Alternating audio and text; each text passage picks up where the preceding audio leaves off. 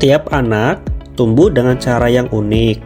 Namun, sebagai orang tua, kita perlu mengenali tanda-tanda penting dalam perkembangannya. Mari kita kenali tanda bahaya atau red flags pada anak. Ayah dan bunda memiliki peran yang sangat penting dalam memantau tumbuh kembang si kecil.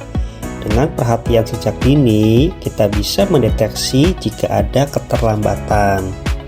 Yang pertama adalah pertumbuhan. Pantau berat badan, tinggi badan, dan tingkat kepala anak secara rutin. Kemudian, perkembangan anak, mulai dari gerakan tubuh, kemampuan menggunakan tangan, berbicara, hingga cara anak berinteraksi dan belajar. Yang tidak kalah penting adalah mengenali tanda bahaya dalam tumbuh kembang anak.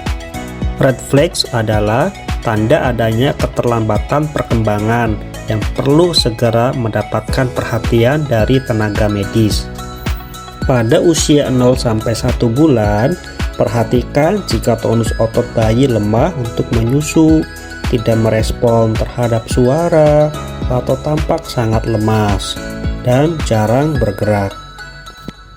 Di usia 6 bulan, waspadai jika anak belum bisa tengkurap, tidak tersenyum, tidak merespon suara di sekitarnya, tidak mulai mengoceh atau belum meraih dan menggenggam benda. Pada usia 9 bulan, anak biasanya sudah bisa duduk, merangkak, mulai berdiri berpegangan, mengoceh lebih jelas, meniru suara. Jika belum, ini perlu diperhatikan. Di usia 1 tahun, anak mulai belajar berdiri sendiri, mulai berjalan beberapa langkah, dan mengucapkan kata sederhana. Jika belum ada tanda ke arah sana, sebaiknya segera dikonsultasikan. Pada usia 18 bulan, anak biasanya sudah berjalan, berlari kecil, dan mulai menunjukkan sesuatu yang diinginkan. Jika belum, ini bisa menjadi tanda bahaya.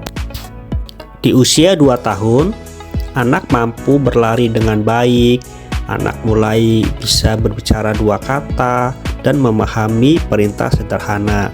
Jika belum, jangan ragu untuk memeriksakan. Pada usia 3 tahun, anak mulai aktif berbicara dan bermain dengan teman. Jika anak tampak kesulitan, perlu perhatian lebih lanjut. Di usia 4 tahun, anak semakin mandiri dan mampu berkomunikasi dengan lebih baik. Jika tidak terlihat perkembangan ini, sebaiknya dikonsultasikan.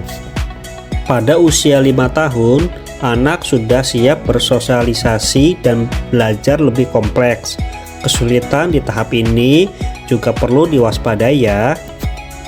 Pada usia berapapun, yang perlu diingat, jika anak kehilangan kemampuan yang sebelumnya sudah dimiliki, itu adalah tanda bahaya yang tidak boleh diabaikan. Ayah dan bunda, deteksi dini adalah kunci.